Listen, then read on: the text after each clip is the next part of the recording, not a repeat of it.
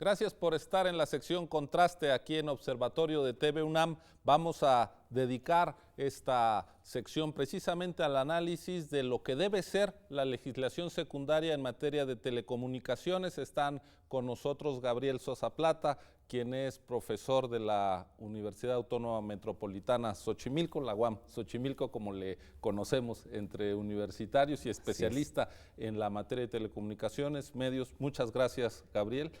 Al Y contrario, está sí. también Agustín Ramírez, quien ahora preside la Asociación Mexicana de Derecho a la Información, la AMEDI, que incluso ha presentado una iniciativa de legislación secundaria precisamente a la importante reforma constitucional que se dio el año pasado.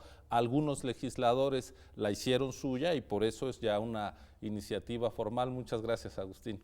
Gracias. Yo quisiera empezar con un recordatorio, digamos, Claro. una ayuda de memoria de los puntos clave de la reforma constitucional, una reforma que desde mi punto de vista trascendió incluso algunas expectativas de lo que se podía hacer, de lo que estaban dispuestos a hacer los actores políticos, el gobierno federal, y que ahora pues debería ya de estar esa legislación secundaria aprobada de acuerdo al artículo, a uno de los transitorios de la propia reforma constitucional. Debería haberse votado antes de, o a más tardar el 9 de diciembre de 2013, no fue así, pero yo quisiera entonces recordar cuáles, digamos, son las características más importantes del cambio constitucional.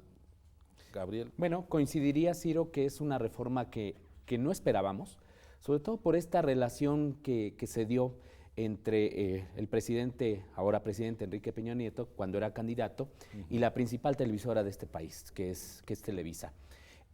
Una candidatura que fue apoyada desde las pantallas de la televisión, que es un tema evidentemente muy relevante, y quienes seguimos de cerca este tema, pensamos, no, yo creo que va a ser ahora un sexenio más de Televisa, ¿no? Con una serie de favores políticos o económicos. No fue así, nos sorprendió a partir de la firma del Pacto por México que se impulsara una reforma constitucional de estas características y que en efecto toca aspectos muy sensibles de las empresas dominantes que tenemos en el mercado. Es decir, ¿qué es lo que se propone esta reforma? Son varios temas. Tú comentabas uno al inicio de este programa, el fortalecimiento del órgano regulador de las telecomunicaciones con una autonomía constitucional. Por otra parte, se establecen criterios, por ejemplo, en materia de preponderancia, dominancia de los agentes dominantes del mercado. Se habla también de fortalecer a los medios públicos, los derechos de las audiencias, etcétera, etcétera. Creo que es una buena reforma desde mi punto de vista, pero sí, en efecto, hace falta aterrizarlo en una legislación, en una buena legislación secundaria.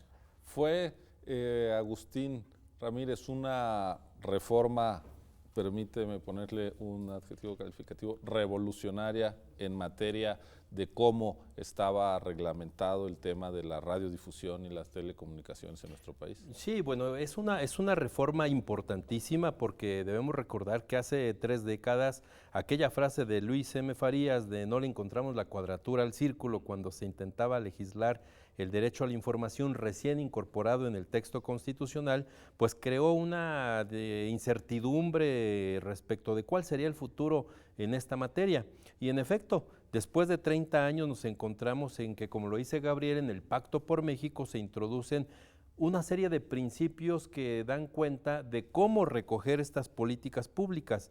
Ya se han dicho aquí 3, efectivamente, el tema de los derechos de las audiencias, el cambio del paradigma en la operación de los medios públicos, que es trascendente, es importantísimo, en materia de competencia económica, los límites a la concentración de frecuencias, al concesionamiento y a la propiedad cruzada, que es un tema que seguramente va a sacar muchas chispas en los medios privados, y por supuesto también cuestiones relacionadas estrictamente con telecomunicaciones, que son Mosófer y Moscarri, la retransmisión de las señales, que en este momento trae a varios grupos mediáticos en una discusión, y lo que tú señalabas desde el principio, el fortalecimiento del órgano regulador. Son muchos más temas, pero creo que estos son, digamos, los que mayor impacto van a tener en la legislación secundaria, ¿no?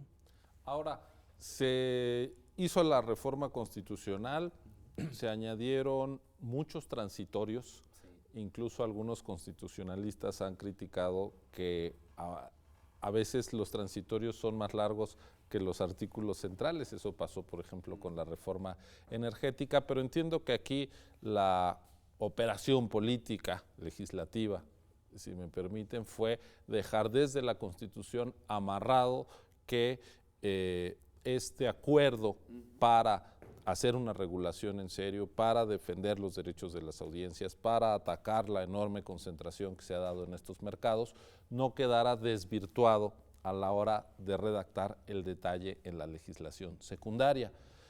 Después de esta operación política, pues lo que vimos a lo largo de el segundo semestre del año pasado fue que el asunto se dejó en la inercia. ¿Cuál es la valoración desde la MEDI, desde la academia, de este incumplimiento legislativo del plazo constitucional para hacer la legislación secundaria? Yo creo que hubo varios elementos. Por una parte, el Pacto por México, pues ya dicen que es un pacto muerto.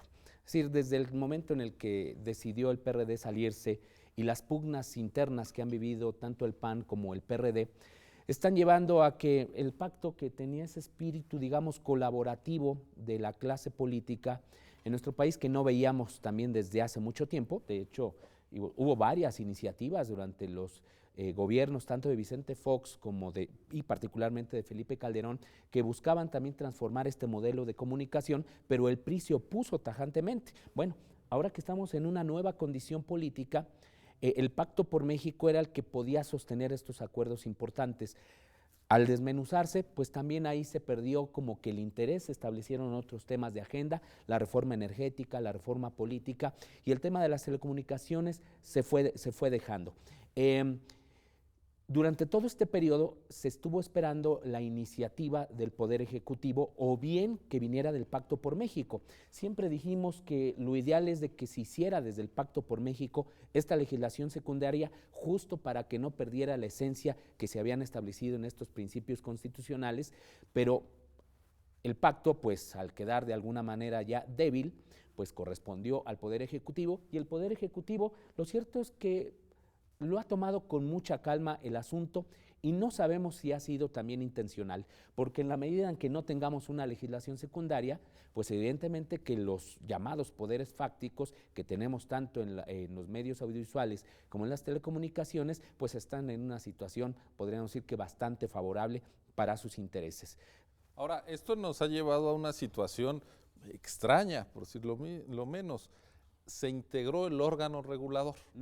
Se designaron a los comisionados del IFETEL, como se le conoce comúnmente, y están trabajando sin tener la ley que respalde el conjunto de su actuación como autoridad en la materia, Agustín. Pero mira, yo ahí quisiera hacer una distinción muy importante, porque justo lo que tú señalabas al principio, el hecho de que la reforma constitucional haya sido tan copiosa y que traiga tanto artículo transitorio con disposiciones muy precisas, yo creo que le da margen al Instituto Federal de Telecomunicaciones para operar una serie de políticas públicas muy importantes de corto y de mediano plazo, independientemente de que se tenga o no la ley. Y pongo los casos que ahorita están en la enorme discusión. Retransmisión de señales. La Constitución es muy clara cuál debe ser el procedimiento para llevar a cabo la autorización en ese sentido. El Moscarri y el Mossofer.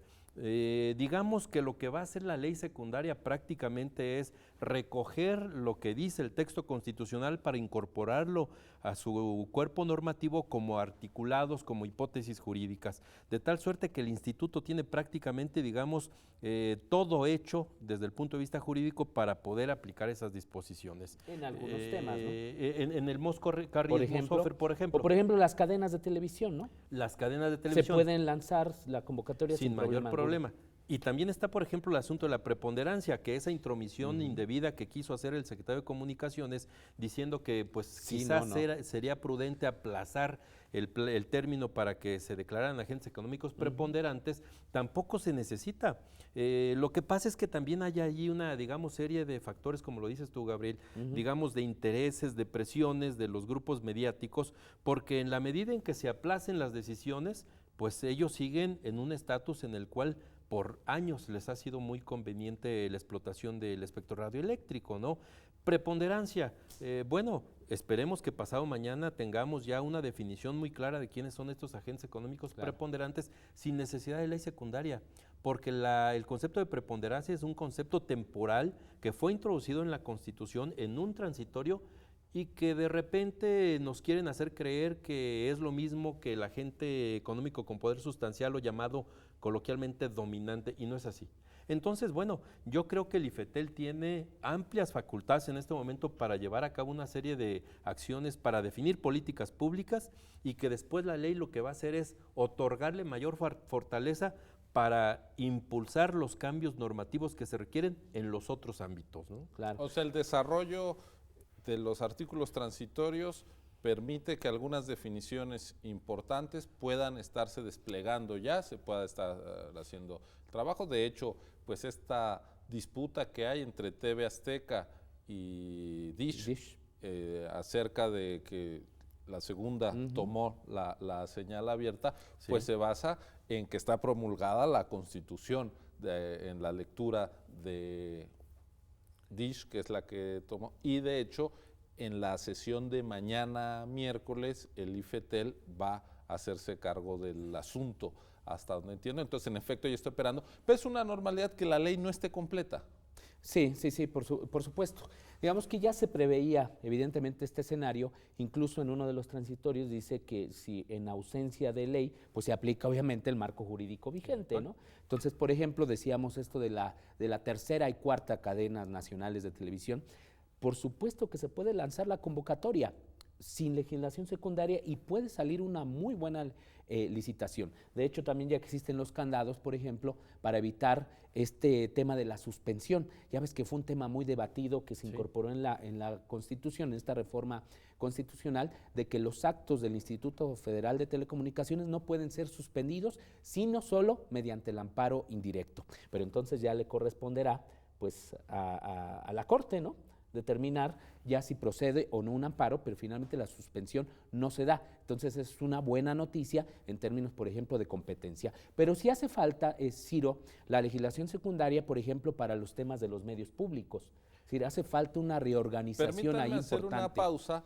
para venir de vuelta a abordar cuáles son los asuntos que no están bien desarrollados ante la carencia de la ley secundaria y cuáles desde su punto de vista tienen que ser las definiciones importantes de esta ley en los distintos capítulos que ya han señalado, pero hagamos una pausa para volver con tiempo a su análisis. Esto es Observatorio, ya lo ve, estamos discutiendo qué sigue en materia de la legislación secundaria de telecomunicaciones y radiodifusión. Ya volvemos en un momento.